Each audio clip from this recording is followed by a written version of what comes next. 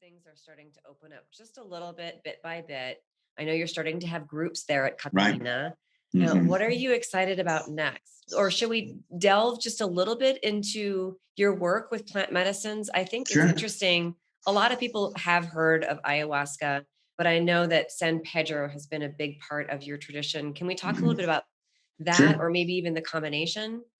Yeah. I mean, the interesting thing about my life today, that if you had asked me that even 5 years ago, I would have given you a list of things that I wanted to get done. The be- how do I know I'm in the right place? And then I will go into plant medicine. How do I know I'm in the right place? And I want to say this because it's so important. Besides being radically mindful, besides being really present, there's a gap between that and happiness, true happiness. Like you can be radically present and still not happy.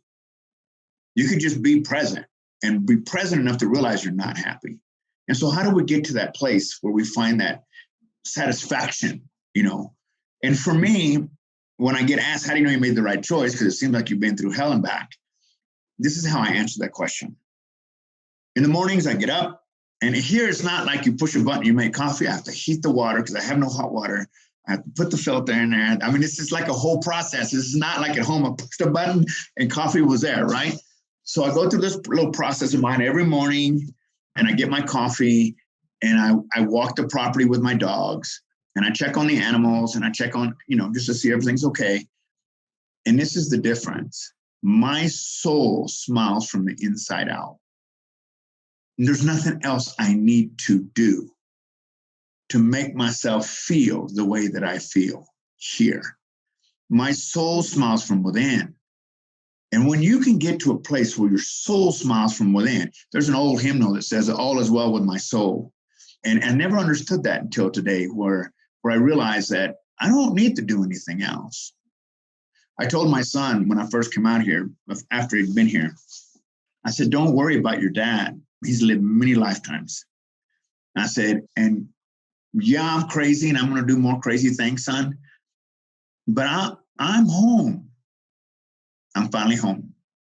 That being said, when people ask me what's next, I don't know what's next. I'm obviously looking at other locations for other Catalinas, but they're under the same umbrella. And to answer your question about plant medicine, it's been a very important part of me being here. I would never be here if it hadn't been for the condor that day that said, you have roots here. Because people say, well, you're Mexican. I said, I know. The Mayans and the Incas did a lot of business together, so there's a connection there somewhere. And it doesn't matter if I know where it is. It just doesn't matter. So plant medicine, ayahuasca, San Pedro. Ayahuasca is become a little over commercialized in the US, I think. People think it's cool to do it. Now, we're sharing with you that the difference between experience and a healing is one night versus 7 days or 14 days in the jungle. Really digging deep into the medicine, really understanding how the medicine works. But I tend to work a lot with San Pedro for a reason. San Pedro is grandfather plant. Ayahuasca is grandmother plant. Okay. So the San Pedro's grandfather plant is a gentle, heart-opening plant. It's done during the day, unlike ayahuasca, where it's done at night. And I can't even begin to explain the euphoria of feeling connected to everything that's around you.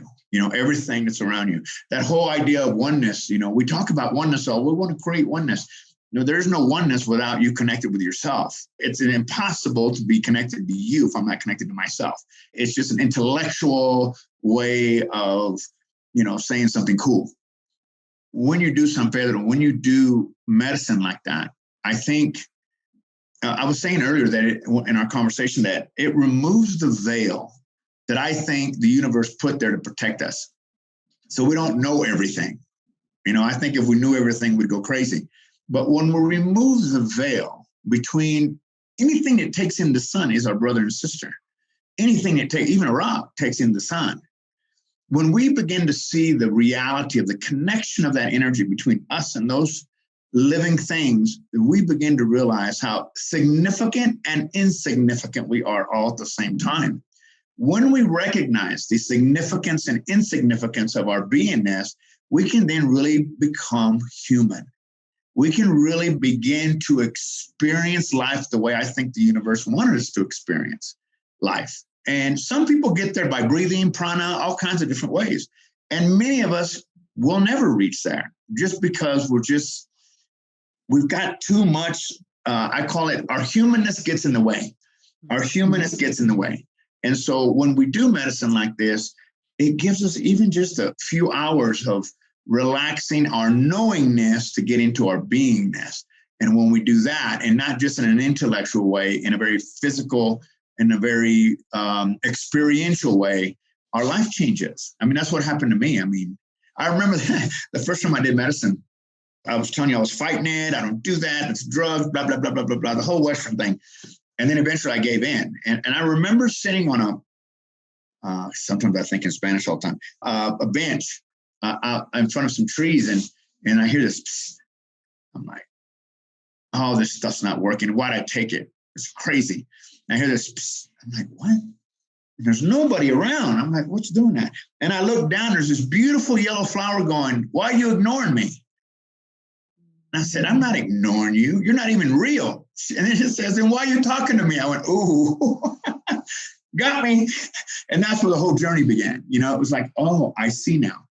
So I think that sometimes we can lump too many things into the word drug, you know, and I think pharmaceutical companies may, if they can't find a way to synthetically make it so that they can make money out of it, then it's bad. And I think that one of the things that we need to be able to do, and I think that people understand about in South American cultures, is that connection to vision way beyond ourselves, even the people of the Amazon jungle that are precious, precious people that can really teach us a lot. Not just that, just plant. People talk about plant medicine. On my property, when I get sick, my employees go pick stuff off the property and put it in tea and say, take this. This is good for you. In the high mountains, they never worried about COVID because they said, we don't need your medicine. We're fine. We're not sick. We're fine. And if we do get sick, we have medicine. And they go take a tree or they go take a plant or they take a potato and they mix it into something and then they take it, you know, and that's plant medicine too. That's plant medicine too. It's not all psychedelic. It's very healthy in very many different ways. So, you know, I would encourage people, if they can get out of their humanness and not overanalyze things, how do you know it's for you? This is what I tell people when they come here. The plant will begin to speak to you way before you get here. Listen. The plant doesn't work with you when you take it. The plant works with you when you decide that maybe it's for you. And the plant begins to work on it. It begins to work. And it begins to bring you things to listen to or watch or understand. And then when you get here, you already have a basic understanding or basic connection to the plant. Then you do the medicine, and then you have another year of learning. I mean, it's at least a year of downloading information that to you may be insignificant until you experience it, until you realize, where'd that come from? Why do I know that? Why do I care? I mean, these are all questions that we ask as human beings, you know, rather than just allowing things to be as they naturally are. You know, I have heard that phrase, the journey before the journey. And I love how you're also talking about the journey after the journey. And if listeners are curious about this, one of my favorite journalists, Michael Pollan, wrote a fantastic book called How to Change Your Mind. You know what? Now, as I say that, Daniel, Michael Pollan did not